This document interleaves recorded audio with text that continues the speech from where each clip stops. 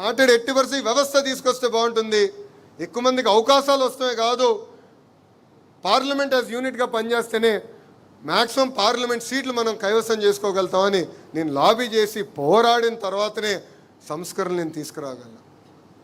ఇది మీ అందరికి ఎందుకు చెప్తున్నానంటే, మన పార్టీలో ఉన్న ఒక జబ్బు ఉంది,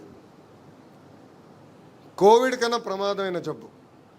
కోవిడ్ వస్తే కనీసం దగ్గుతాం, జ్వరం వస్తుంది, ఆసుపత్రికి వెళ్తాం. కానీ మన పార్టీలో ఉన్న జబ్బుకి ఏంటంటే అలక. మనం అలుగుతాం, ఇంట్లో పడుకుంటాం, మళ్ళీ వేరే పార్టీకి వెళ్ళాం, వేరే పార్టీకి ఓటేయం. కానీ ఇంట్లో పడుకున్నందుకు నష్టపోయేది ఎవరు? తెలుగుదేశం పార్టీ కార్యకర్తలు. అందుకే కార్యకర్తలు నాయకులందరినీ కోరేది ఒకే ఒక విషయం, మనం నమ్ముకున్న సిద్ధాంతాల కోసం, మనం అనుకున్న లక్ష్యాలు సాధించే వరకు అహర్నిశలు కష్టపడదాం, పార్టీ లోపల పోరాడదాం, 4 గోడల మధ్యలో కూర్చుందాం, మాట్లాడుకుందాం. నేనన్నా మిమ్మల్ని కన్విన్స్ చేస్తాం, మీరన్నా నన్ను కన్విన్స్ చేయండి. కానీ నిర్ణయం తీసుకున్న తర్వాత జై తెలుగుదేశం, జై చంద్రబాబు గారిని బయటకు వెళ్ళాం.